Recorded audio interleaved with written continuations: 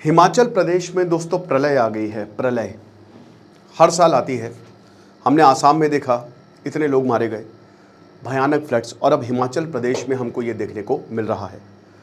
देखिए, मैं आपको एक चीज़ बोलना चाहूँगा। हमारा ट्रैवलिंग चैनल है सुकून, हमने उस पर अभी कल हम उस पर एक व्लॉग भी डाला, हमने फिर से डालेंगे, डिस्क्रिप्शन कमेंट बॉक्स पे का लिंक है।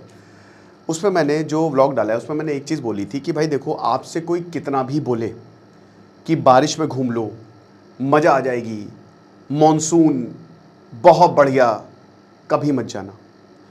भारत में जहाँ बहुत ज़बरदस्त बारिश हो रही है, जुलाई, अगस्त, सितंबर, इनफैक्ट जून भी, जहाँ जहाँ जून से बारिश शुरू हो जाती है, ये 4 महीने आप हर हाल में अवॉइड करो।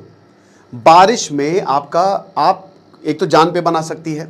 पहाड़ों में तो भैया लैंडस्लाइड, वो जो कहते हैं ना बादल आ गए बहुत खूबसूरत, हो जो रील में देखते हो, सब बेवकूफ़ बना रहे, तुम्हारा चू काट रहे हैं और कुछ नहीं। सब बेवकूफ़ बना रहे तुमको, कुछ नहीं होता भाई। पहाड़ों पे जाओगे, फॉग होगा, कुछ नहीं दिखेगा, बारिश होती रहेगी, बाहर नहीं निकल पाओगे, ना कहीं घूम पाओगे, बीमार होने का खतरा और लैंडस्लाइड का खतरा और। मैं गया हूं 1-2 बार। कोई कितना भी बोल दे बारिश में जाओ, भाई कभी भी बारिश में जाने का नहीं, कभी भी, कभी घूम ही नहीं पाओगे वहां पे, बर्बाद हो जाओ, खत्म हो जाओगे। समझ रहे हो? खत्म इन द सेंस की मतलब पूरा प्लान जो है वो वेस्ट हो जाएगा और आपके पैसे बर्बाद हो जाएंगे। तो ये थोड़ा सा ध्यान में रखिएगा। तो बात यह है कि हिमाचल प्रदेश में तड़ातड़ बारिश हुई है और अभी तक 150 से ज़्यादा लोगों की मौत हो गई है। 150। मैं ऐसे भयावह दृश्य देख रहा था। उत्तराखंड के चमोली डिस्ट्रिक्ट के पास एक गांव में एक पुल था, बीआरओ ने बनाया था, वो पूरा बह गया, पूरा पुल बह गया। तो हम कह रहे हैं कि अल नीनो आ गया है, लेकिन फिर भी बारिश हो रही है। एक्चुअली भारत में बहुत सारे, मैंने क्या बोला था कि अल नीनो आया है, बट भारत के वेदर सिस्टम्स भी हैं और अभी अल नीनो थोड़ा सा वीक पड़ता हुआ दिखाई दे रहा है, क्योंकि अब जैसे बे ऑफ बंगाल में वहाँ पे लो प्रेशर एरिया जो है वो डेवलप होता हुआ दिख रहा है, जो आने वाले समय में उड़ीसा में तो 12-13 अगस्त को बारिश करवाएगा ही करवाएगा। साइक्लोन जैसी स्थिति भी आ सकती है। 7.6 किलोमीटर एरिया तक फैला हुआ है। लो प्रेशर एरिया में कई बार बता भी चुका हूँ, जहाँ एटमॉस्फेरिक प्रेशर काफ़ी कम होता है, सारी हवाएं जो हैं आसपास की वहाँ पे आ जाती हैं और वो ऊपर उठती हैं, हवाएं हल्की होती हैं, ठंडा जाती है, कॉन्डेंसेशन होता है, फिर उसके बाद ज़बरदस्त बारिश होती है। तो ये पूरा का पूरा जो आपको वेस्ट में एरिया दिखेगा, ठीक है, तो बहुत ज़बरदस्त बारिश की संभावना है ईस्ट में। यहाँ पे झारखंड हो गया, छत्तीसगढ़ हो गया, बिहार हो गया, वेस्ट बंगाल हो गया, उड़ीसा हो गया, ये सारे के सारे एरियाज आ जाते हैं और नॉर्थ में तो बारिश हो ही रही है। तो हम पर्टिकुलर अगर हिमाचल प्रदेश की बात करें तो हिमाचल प्रदेश में अभी तक 157 टू बी प्रिसाइज डेथ्स हो चुकी, जिसमें 68 डेथ्स जो हैं वो लैंडस्लाइड्स और फ्लैश फ्लड्स की वजह से हुई है कि एकदम से पहाड़ों से पानी आया, गांव के गांव को बहा ले गया। और बाकी 89 डेथ्स जो है वो रोड एक्सीडेंट की वजह से हुए। रोड एक्सीडेंट इसीलिए मैं बोलता हूँ, आप जा रहे हैं आराम से, लैंडस्लाइड हो गई, या फिर पहाड़ गिर गए, या फिर पत्थर गिर गए। कुछ ऐसे मैंने वीडियोस देखे कि एक मूर्ख आदमी, बारिश भयंकर पानी आ रहा, वो अपनी कार लेके चला गया, कार सहित बह गया। मत करो भाई, ना करें जनाब, ये सब चीज़ें बिल्कुल मत करिए। 900 प्रॉपर्टीज और पब्लिक वर्क डैमेज हुए हैं। 900 प्रॉपर्टीज, लगभग 886 करोड़ का लॉस हुआ है। 886 करोड़ का लॉस हुआ है। लगभग 300 के करीब रोड्स ब्लॉक हैं, आप जा ही नहीं सकते, सप्लाई टूट गई है। तो ये हालत है इस समय हिमाचल प्रदेश की। जो सोच रहे थे ना कि चलो चलते हैं हिमाचल प्रदेश, अभी मत जाए भाई। ये सब जाहिर सी बात, इसको रिपेयर करने में भी वक्त लगता है। तो परसिस्टेंट मॉनसून रेनफॉल, जो लगातार यहाँ पे बारिश हो रही है, जो लो प्रेशर एरिया डेवलप हुआ, और आपको पता है कि हिमाचल प्रदेश से ढेरों नदियाँ निकलती हैं, जिसकी वजह से नदी का स्तर भी ऊंचा है। फ्लड्स, सॉइल जो है वो सस्टेन कर नहीं पाती, बहा ले जाती है। अभी 30 जून से लेकर ये 9 अगस्त का आंकड़ा है, पिछले 1 महीने का, 2 महीने का। तो 30 जून से 9 अगस्त तक, ये ऐसा नहीं कि अभी हुआ है, कि मतलब 30 जून से, जब से बारिश हो रही, जब से मानसून आया है, तब से लेकर अभी तक 68 डेथ्स और 89 डेथ्स जो है, मतलब टोटल 157 डेथ्स रिपोर्ट की गई हैं, राइट। और इसमें 250 लोग मिसिंग भी हैं, मतलब उनका कोई अता ही पता नहीं चल रहा है। और बहुत सारी रोड, ब्रिजेज हो गए, गवर्नमेंट स्ट्रक्चर हो गए, वाटर इंफ्रास्ट्रक्चर हो गए, सब डैमेज है। कई जगह लाइट नहीं आ रही है, ट्रांसफार्मर जो है वो कट है, क्या कर सकते हैं। पहाड़ों पे ये दिक्कत है।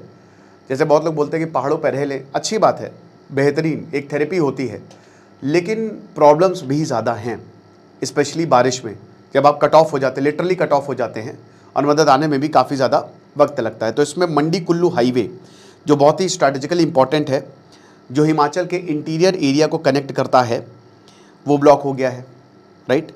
अब इमरजेंसी सर्विसेज जब भी कुछ ब्लॉक होता है तो जाहिर सी बात है वो पहुंच नहीं पाती हैं, फूड खाना नहीं पहुंच पाता, एसेंशियल सप्लाईज नहीं पहुंच पाती है। टूरिस्ट के लिए भी बड़ी दिक्कत है कि लोग वहाँ पे फंस जाते हैं और ऐसे में होटल के प्राइजेस भी काफ़ी हाई हो जाते हैं। सो मंडी में 120 रोड ब्लॉक्स है, चंबा में 42, कुल्लू में 40, शिमला में 30। तो ये वर्स्ट हिट एरियाज़ हैं, ठीक है। बाकी पूरा हिमाचल ही वर्स्ट हिट है बारिश की वजह से। अब अथॉरिटी जब तक भाई क्या होता है कि जैसे मैं टॉय ट्रेन में, मैं जब पिछले शायद शिमला गया था तो टॉय ट्रेन में था मैं, तो टॉय ट्रेन जैसे चल रही थी, लैंडस्लाइड हो गई, 7 जुलाई की बात है, ट्रैक पे आ गया तो उसको हटाने में लगभग 2-3 घंटे लग गए और अगले दिन टॉय ट्रेन बंद हो गई। तो बात यह है ना कि जब अथॉरिटीज़ हटाती है तो नई लैंडस्लाइड हो जाती है। आप बोल सकते हैं कि फटाक से हटा उठू के काम खत्म करें, बट बारिश की वजह से सॉइल अनस्टेबल है, वो बह जाती है और फिर अगेन प्रॉब्लम, अगेन नुकसान तो होता ही होता है, फिर रोड ब्लॉक, ये चीज़ है। इलेक्ट्रिसिटी सप्लाई सबसे बड़ी दिक्कत बिजली की होती है, दिनों तक यहाँ पे जो है बिजली नहीं आ रही है। 161 डिस्ट्रीब्यूशन ट्रांसफार्मर्स जो हैं वो इस समय नॉन फंक्शनल है, 1 हफ्ता हो गया। 1 हफ्ता सोचिए, यहाँ पे आप 1 दिन बिजली के बिना नहीं रह सकते। सबसे बड़ी दिक्कत पानी की हो जाएगी, पानी चढ़ेगा नहीं, वहाँ पे 1 हफ्ते से बिजली नहीं आ रही है। So transformer failure, local electricity supply disrupted, आप कुछ कर नहीं सकते, खेल खत्म। मंडी में सबसे ज़्यादा 77 जो ट्रांसफार्मर्स है वो अफेक्टेड हैं, शिमला में 43। शिमला में वैसे ही हमने वाटर क्राइसिस पर एक लेक्चर लिया था। शिमला के हालात वैसे ही बहुत ज़्यादा ख़राब है, ओवर टूरिज्म है वहाँ पे। कुछ जगह हिमाचल, उत्तराखंड, हिमाचल में तो बहुत ज़्यादा दिक्कत है, कुल्लू मनाली शिमला में ओवर टूरिस्ट है। ओवर टूरिज्म की वजह से भी ये कुछ मैन मेड डिजास्टर भी हैं, ऐसा नहीं है कि सब कुछ नेचुरल है। कुल्लू में 40 और वाटर लेवल्स कुल्लू में लगातार बढ़ता जा रहा है, ठीक है। So it's not only Himachal, यही सेम चीज़ हमको उत्तराखंड में देखने को मिली, पहाड़ों पे देखने को मिलती ही है। चमोली में नीति वैली में जो पूरा मेटल ब्रिज जो है वो वॉश आउट हो गया था, अभी जो मैं बता रहा था वो यहाँ का है। Drinking water supply, again 54 drinking water supply schemes affected, Shimla में 33, चंबा में 16, हमीरपुर में 5। तो ये सेकेंड ऑर्डर क्राइसिस है, क्योंकि जब वाटर स्केर्सिटी आती है, हालांकि आप ये कह सकते हैं कि हर जगह पानी ही पानी है, बट फिर भी घरों में पानी नहीं आ रहा ना, वो पानी थोड़ी ना पियोगे आप जो पहाड़ों से आ रहा है जिसमें गंदगी है, राइट। सो पाइपलाइंस डैमेज हुई है, water treatment infrastructure, pumping systems, और इसी वजह से ऑरेंज अलर्ट इशू किया है कांगड़ा, मंडी, हमीरपुर, शिमला, सिरमौर में। और अभी चंबा, कुल्लू, सोलान और बिलासपुर में और ज़्यादा रेंज होंगी, अभी 1-2 हफ्ते शायद और भी बारिश होगी। तो सिचुएशन अभी कहीं से डाई डाउन तो करने नहीं वाली नहीं है। So second wave of damage भी क्वाइट एक्सपेक्टेड है, तो हालांकि अथॉरिटीज़ ने उसके लिए पूरी तैयारी की हुई है। सो हिमाचल काफ़ी, क्योंकि यहाँ पे माउंटेन स्लोप्स काफ़ी स्टीप है, जैसे आप अगर आप पेनिनसुलर इंडिया में जाते हैं, आप साउथ इंडिया में जाते हैं, वहाँ के हिल स्टेशन स्टेबल हो चुके हैं, ठीक है, वहाँ पे पहाड़ स्टेबल हैं, इतनी दिक्कतें वहाँ पे नहीं आएंगी। बट यहाँ प्रॉब्लम है, हिमालय में अभी भी पहाड़ तो बढ़ता जा रहा है, अभी भी हिमालय जो है वो यंग है, वो बढ़ता जा रहा है ऊपर, तिब्बत से टकराएगा, वो टकरा नहीं है उसको, राइट। और दूसरी प्रॉब्लम ये है कि यहाँ पे जो माउंटेन्स है ना, दे आर हाईली अनस्टेबल, वो स्टेबिलिटी आपको देखने को नहीं मिलेगी। तो स्टीप माउंटेन्स है, वैलीज बहुत नैरो हैं और रिवर्स बहुत तेज़ी से बढ़ती है, क्योंकि हिमालयन रिवर सिस्टम है ना, हिमालयन पेनिनसुलर रिवर सिस्टम तो चलो, लेकिन हिमालयन रिवर सिस्टम भाई इतना ऊंचा है, वहाँ से जब नदी आती है, 3 दुनिया की सबसे बड़ी नदी ब्रह्मपुत्र, सिंधु और गंगा, वो हिमालय से निकल रही हैं और उनका फ्लो भयानक होता है, भयानक। तो रोड्स जो है they are also carved into hill sides, ये भी एक बड़ी दिक्कत है कि कई जगह वल्नरेबल एरियाज ने लोगों ने घर बना लिए हैं, 75 डिग्री स्लोप पे घर बना लिए, सोचिए वो बहेंगे ही यार, वहाँ पे क्यों बताइए जान माल का नुकसान नहीं होगा। और ये पूरा कमर्शलाइजेशन है पहाड़ों पे भयंकर तरीके से, जो नेक्सस है पॉलिटिशियंस, अथॉरिटीज़, मतलब यहाँ पे जो प्रॉपर्टी डीलर्स है, फिर उसके बाद सारी अथॉरिटीज़ इन्वॉल्व है, वो बिल्कुल नज़रअंदाज कर रहा है कि चीज़ों को कि क्या होगा, क्या हो सकता है। और फाइनेंशियल डैमेज यार 886 करोड़, सोचिए 1000 करोड़ का आंकड़ा जब तक मानसून खत्म होगा ये पार कर लेगा। इतना पैसा, इतना डैमेज, इसकी भरपाई कौन करेगा। वैसे भी ऐसा तो है नहीं कि जो पहाड़ी स्टेट हैं वो कोई बहुत ज़्यादा प्रॉफिट में है, मेन सेक्टर उनका टूरिज्म ही है। सो सरकार, मतलब मेन सेक्टर, इसको आप अदरवाइज मत लीजिएगा, ठीक है। कई बार क्या मैं कुछ चीज़ें बोल देता हूँ तो लोग उसके बहुत सारे मतलब निकाल लेते हैं, थोड़ा सा उसको 360 डिग्री सोचिए।